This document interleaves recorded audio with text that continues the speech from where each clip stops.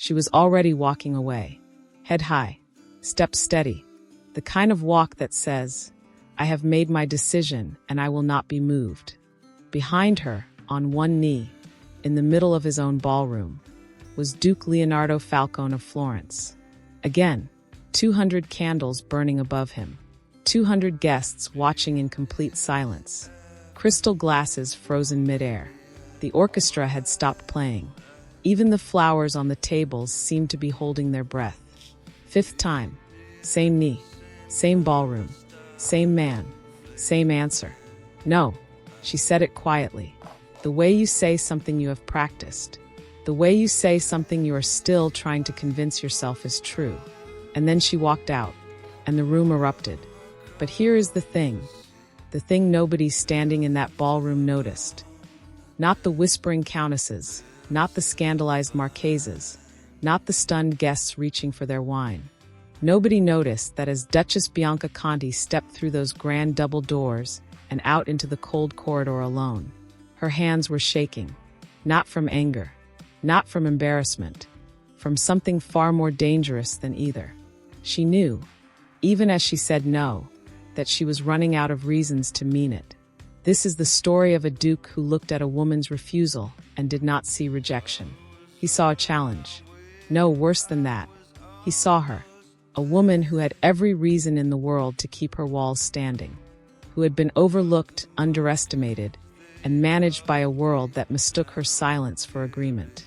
And one man, ridiculous, relentless, completely unashamed, who decided she was worth every single no.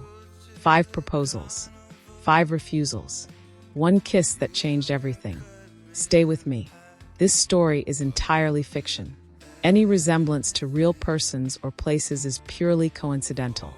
Before we begin, tell us in the comments where you are watching from.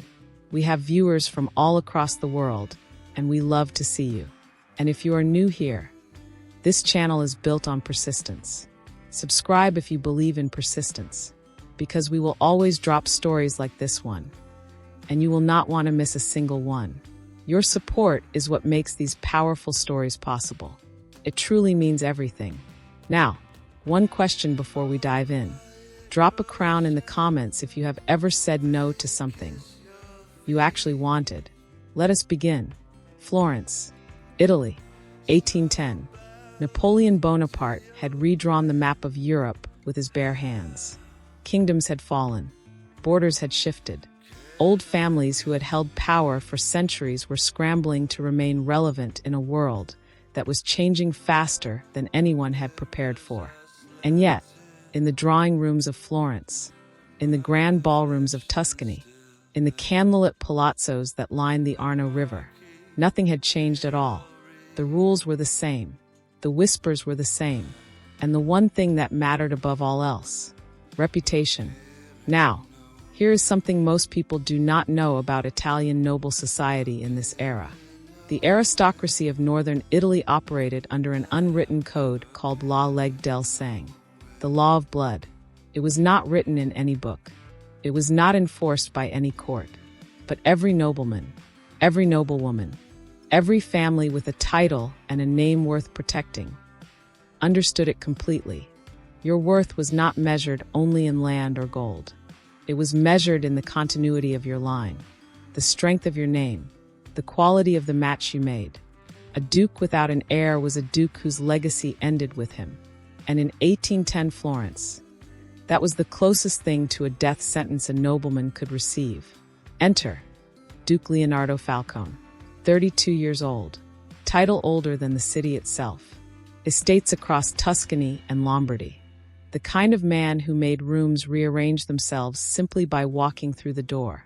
He was what the French called a libertin de salon. Not a villain, not a brute, simply a man who had never, not once in 32 years, been told no by anyone who mattered. He flirted freely, danced with everyone willing, was linked to no fewer than 4 noble ladies in 2 seasons alone. And yet, no engagement, no serious pursuit, because nothing and no one had ever made him want to stay. Until her. Now let us talk about Bianca Conti, Duchess, widow, 28 years old. On paper, an excellent match for any nobleman seeking a well-connected, financially independent, socially established wife. In person, a problem, not because she was difficult, not because she was unkind, but because she was honest. In a world built entirely on performance, on saying the right thing to the right person at the right moment, Bianca Conti had a deeply inconvenient habit of simply saying what she thought. And here is where history becomes genuinely remarkable. Under the Codice Napoleonico, the Napoleonic Code introduced across northern Italy by 1806, a widowed noblewoman was one of the very few women in all of Europe who could legally control her own property. Her late husband's estate, her dowry, her personal fortune, all hers. The legal term was persona sui juris, her own person, answerable to no one. Unlike unmarried daughters, bound by their fathers. Unlike wives, who surrendered all legal rights upon marriage. A widow of noble rank stood entirely alone, which meant Bianca did not need Leonardo Falcone. She did not need his name, his estate, his protection. She needed nothing from him at all. And that was the thing he had never encountered before. Every woman he had ever charmed had needed something. Status, security, a future. Bianca already had all of those things, which meant if she ever chose him, it would be a choice, pure, unforced, entirely her own, the first truly free thing anyone had ever offered him.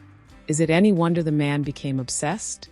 They met at the Ridotto, the great social gathering of the Florentine season, hosted at Palazzo Vecchio, required attendance for anyone with a title and an obligation to be seen. Leonardo arrived expecting nothing different from 100 evenings before it. He was wrong. She was standing near the far window, not at the center of the room where the debutantes clustered, not near the hostess performing the required pleasantries. Alone, by choice. That was obvious. A glass of Chianti in one hand, a very small, very private smile on her face, as though she had heard a joke that nobody else in the room was clever enough to understand. His first thought, plain, not unkind, simply honest. She was not the most adorned woman in the room. Dark hair, simple green gown, no elaborate ornament. He looked once, looked away, and then she spoke, not to him, to the elderly Conti beside her. Calm, clear, unhurried. With respect, Conti Ferrara. A man who requires a woman's silence to feel intelligent is not intelligent. He is simply loud. The Conti sputtered. Leonardo turned back around. Slowly. Who is that woman? He crossed the room. She saw him coming. She did not leave. He introduced himself. She already knew who he was, and she was not particularly impressed. Duke Falcone, she said. I have heard a great deal about you. All of it flattering, I hope, he said. Most of it cautionary, she replied. And then, she turned back toward the window, away from him. He stood there for 3 full seconds, which, for a man accustomed to a very certain kind of reception, was a very long time indeed. And he felt something he had not felt in perhaps 10 years. Curiosity, not the shallow interest of a handsome face. The deep, pulling curiosity of a book that surprises you in the first paragraph and makes you forget the time entirely. He pulled up the chair beside her without being invited. You are going to have to tell me, he said, which parts were cautionary. She looked at the chair, then at him. You sat down, she said. I did. I did not invite you. No, he agreed pleasantly. But you did not leave either. For the first time, the very first time, the corner of her mouth moved. Not quite a smile. The possibility of one. And Leonardo Falcone thought, I am in serious trouble. He sent flowers the next morning. Not roses. Every man in Florence sent roses. He sent iris, the flower of Florence itself, with a card that read, for a woman cautionary enough to be worth knowing. She sent them back, with his card, on which she had written one word. No. Now, pause here for just a moment, because this is important.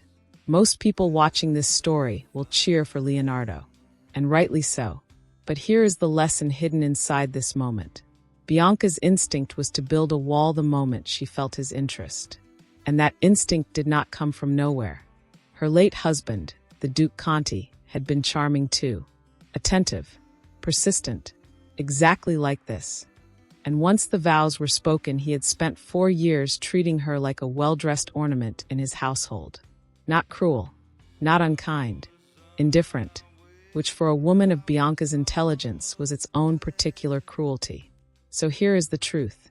Past wounds teach us caution, but they can also teach us to reject good things simply because they resemble the shape of bad ones.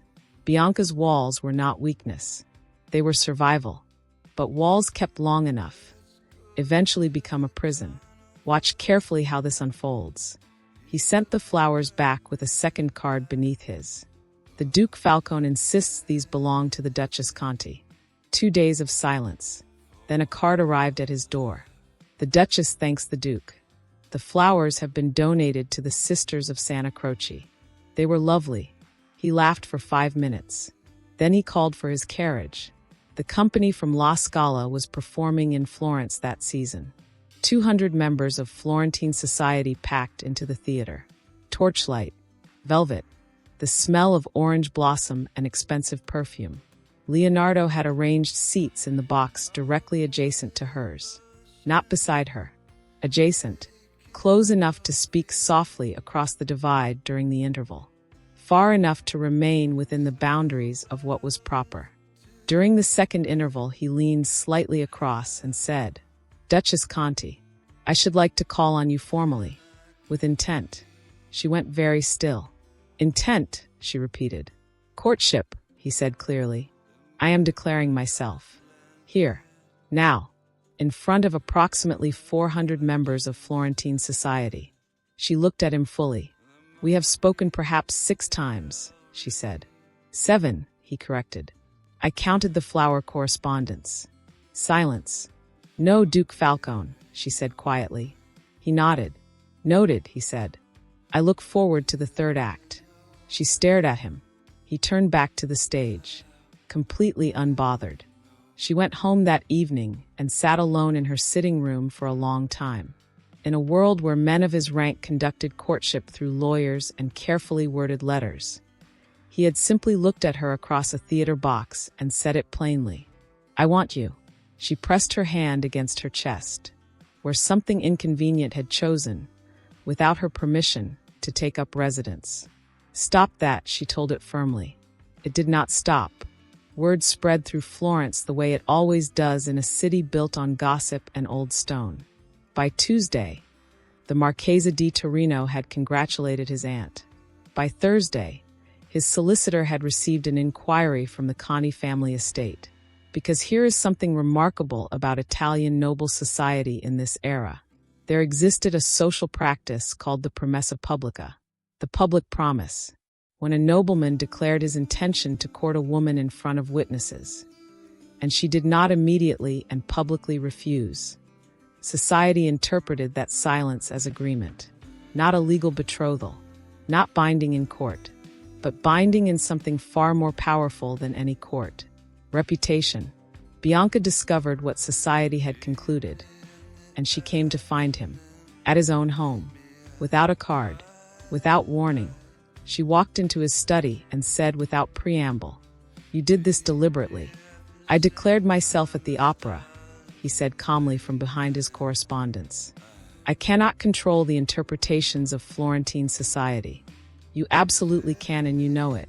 He set down his pen. He looked at her, standing there in her dark traveling coat, eyes blazing, cheeks flushed from a very brisk walk across the piazza.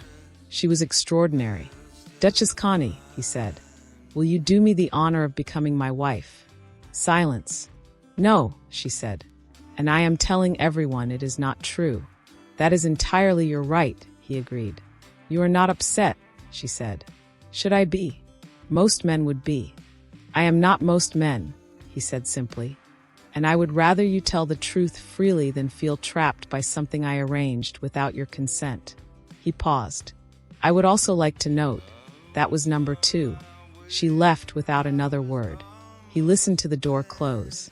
2, he thought. Getting warmer. The Borghese garden party.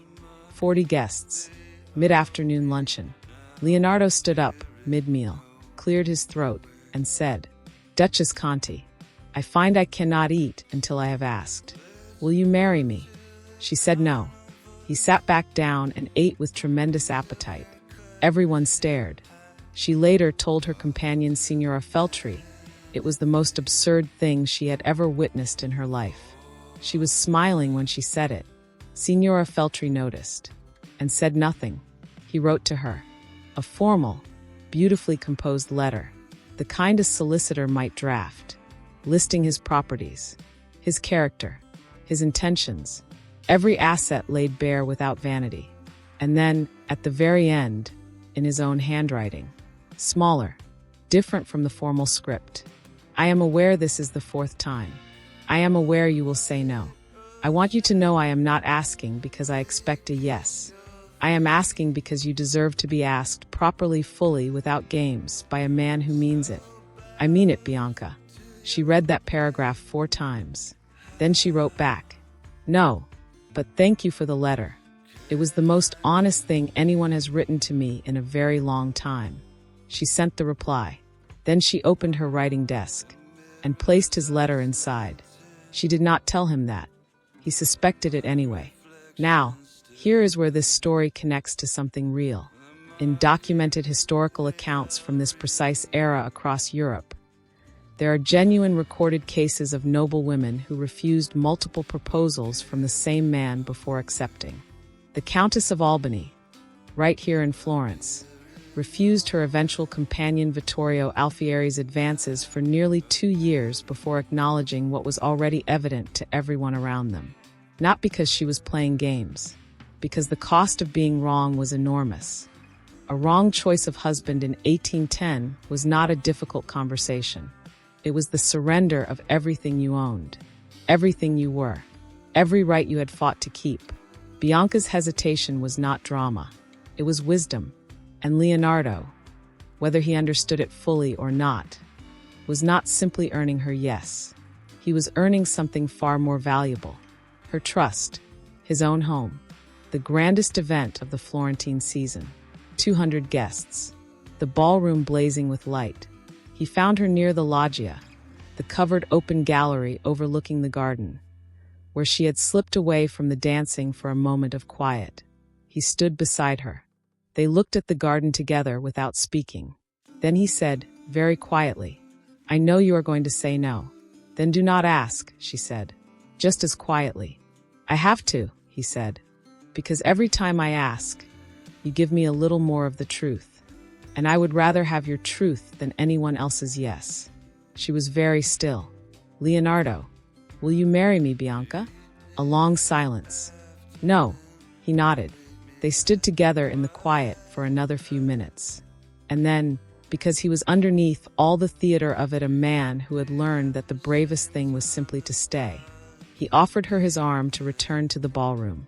She took it, and neither of them said a word about the warmth of it. The 6th of January, La Festa della Befana. If you are not familiar, here is something worth knowing. In Italian tradition, the 6th of January is not simply a date on the calendar. It is one of the most celebrated nights of the entire year. The Befana, a figure from Italian folklore older than the Renaissance itself, was said to travel through the night on the eve of Epiphany, delivering gifts to children across the land. But in the cities, in Florence, in Venice, in Rome, the 6th of January meant something else entirely. It meant the streets came alive. Torchlight processions winding through ancient stone streets. Church bells ringing across the river. The smell of roasting chestnuts and cold winter air mixing with incense drifting from open cathedral doors. Every rank of society, noble and common alike, poured into the streets together. And it was in those streets, in that particular beautiful chaos, that the walls Bianca Conti had spent years building finally came down. She had not planned to be there. Or rather, she had planned to stay home. She had told Signora Feltri she had a headache. She had changed into her evening wrapper. She had sat by the fire with a book open in her lap. And then she had sat there for 40 minutes reading the same paragraph over and over again without absorbing a single word. Because she kept thinking about the winter ball, about his arm, about the warmth of it, about how she had not wanted to let go. She put the book down.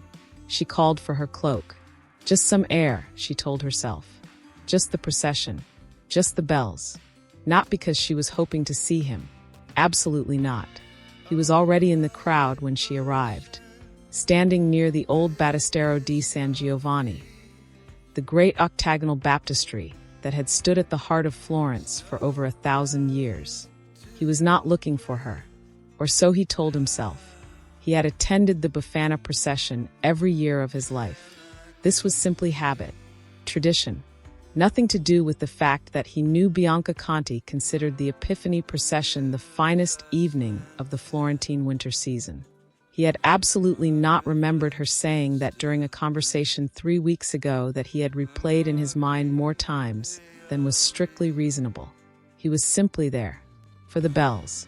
He saw her the moment she entered the piazza, dark cloak, hood pulled up against the cold, moving through the crowd the way she moved through every room, quietly, deliberately, as though she knew exactly where she was going even when she did not.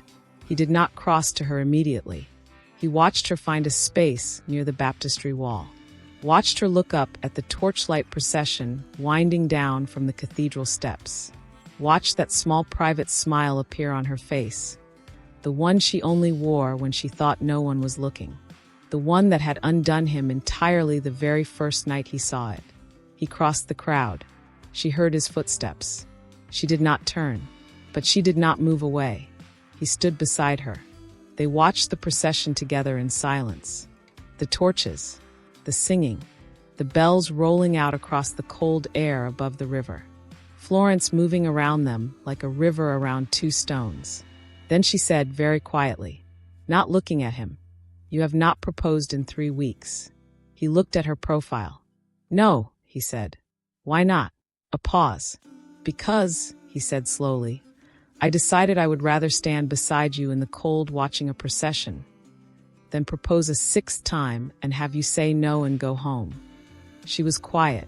The procession moved past them. A group of children ran laughing through the crowd.